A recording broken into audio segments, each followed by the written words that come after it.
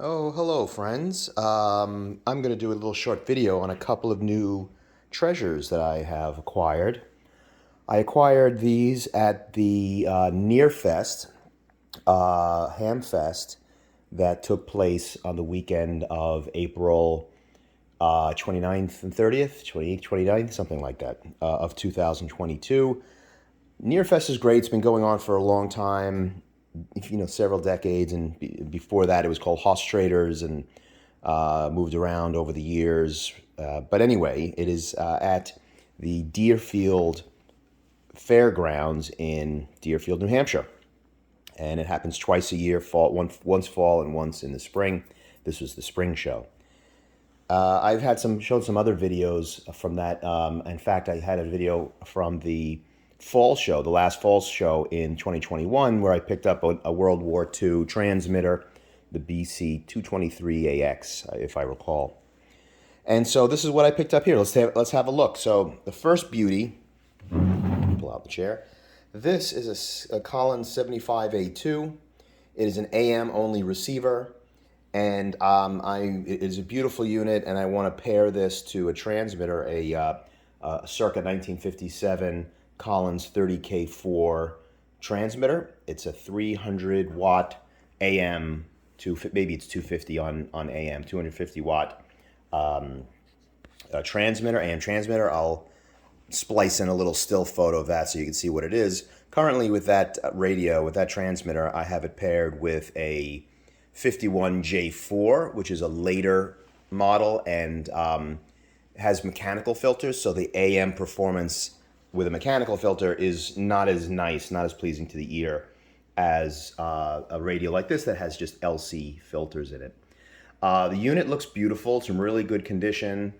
You can see here I'm missing an antenna trim knob, but they're super plentiful and they're literally a dime a dozen. And picked it up at Deerfest, which is Nearfest. The seller demonstrated it working for me, so he plugged it into some AC power, put an antenna and a speaker. This requires both, and worked great. The knobs all work great, and the band switch works very well too. Very easy to move. And so very much looking forward to doing that. I'll take a quick peek inside. And hopefully maybe I'll zoom out a little bit here. So very nice. Could use a little bit of cleaning, but quite nice. There's not a lot of schmutz all over the place. Here is a crystal calibrator. A lot of people I believe that you replace this tube here. I think it's what is it? Not sure what the tube that is here. There's a solid state little plug-in board that I think it's called Treetop Circuits makes to create to add a product detector for sideband. I'm not sure how useful that will be, considering this has the filtering here is kind of limited for sideband, but I might try it just for a little little soldering project. So radio works great, looks great, very excited to have that. And again, I'm going to pair that with this transmitter. Now, let's take a look at the pièce de résistance. This is a World War II. In fact, I think it's late. It may even have been manufactured after World War II, after the end of World War II. Let's see if I can get a little better. This transmitter was an aircraft transmitter used on, I believe, B-17s. It replaced the BC-375, which, I don't think I've done a video on mine, but replaced the BC-375. And it's a really work of Collins. Collins designed it and I believe manufactured, although I'm not sure. It is really a marvel of engineering and quite an accomplishment for its time. There are videos on YouTube to show you, but what this is you've got these channels here. And as you pick your channel, all of these knobs are motorized. And if you've preset those, you can manually set those channels to to the frequencies you want, and then get all the antenna loading, antenna tuning, fine, coarse, and then the HF frequency here. it's quite a marvel to behold. And it was really miles, I guess, nautical miles beyond what was otherwise being offered from manufacturers for the B-17, and so it won the contract. And so let's take a look. There's a little plinth here for various connectors. I don't know if I'll be able to see it too well, but here are some. You can't really see it at all. Some big connectors. We've got antenna. You connect your receiver, loading coil, depending on your frequency. All kinds of fun things. Let's take a look inside.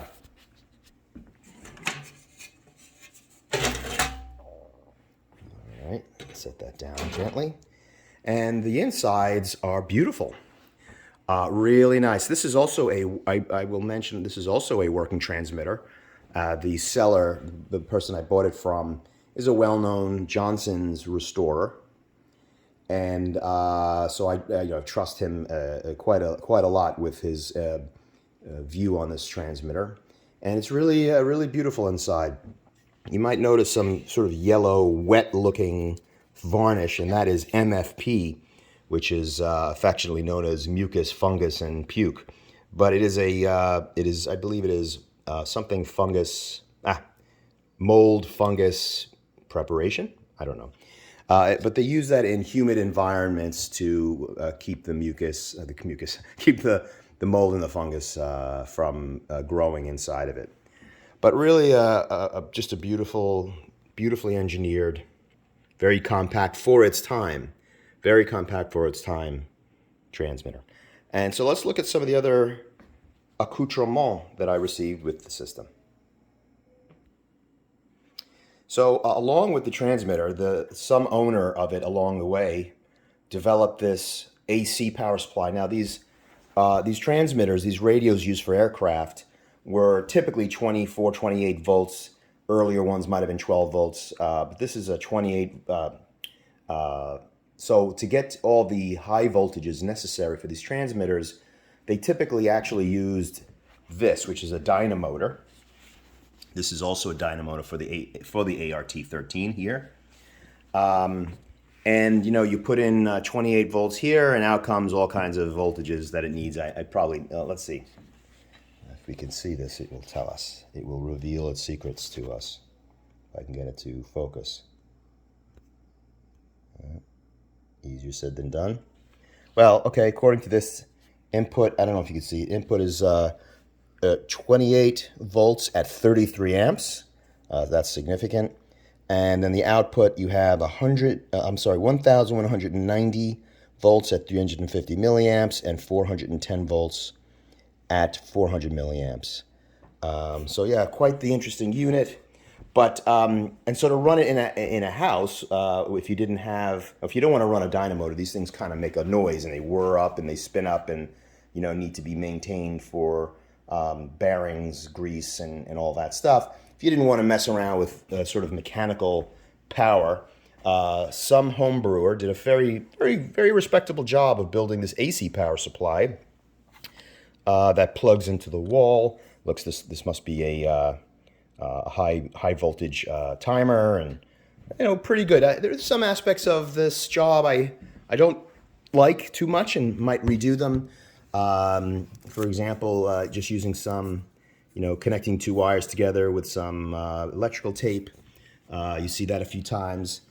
Here, there's a transformer, and I think it's just being used as a choke because there's only an input and no output. I'll have to figure it out. But, there's some output of these transformers running sort of a little bit close to metal. I don't really like that. But, it's just relatively minor things. Here you can see a cable properly grommeted through the chassis, and yet here, oops, sorry about that. Here, this white is not properly grommeted. So, a few small things like that, but very happy to have an AC supply. It's very, of course, very convenient to have. But I really do like dynamotors. I think they're just fun. The whole reason we play with these old radios is to sort of relive the past and relive how people would have used them in World War II. But convenient to have. Here, conveniently also is the power cable. You can see this monster thing here, and that will connect on one side to the over there on the transmitter, and then on the other side either the rear, I don't know if you can see that's that chassis connector, the rear of this, or it will plug into the dyno motor. This is another unit I picked up for a TCS, which is another World War II transceiver system that I have. Got a good price on it, but as you can see, it's missing these connectors, so that'll be a little project to figure that out. So yeah, that's it. Not really much more else to talk about. I'm super excited to add this to the shack. Of course, finding space is going to be the real trick, where to stick it. And but that's the fun of this hobby, is getting new things, moving things around, selling old things, and rinse and repeat. Well, that's it for a little tour of the ill-gotten booty from the 2022 Spring Nearfest at Deerfield, New Hampshire. Bye-bye.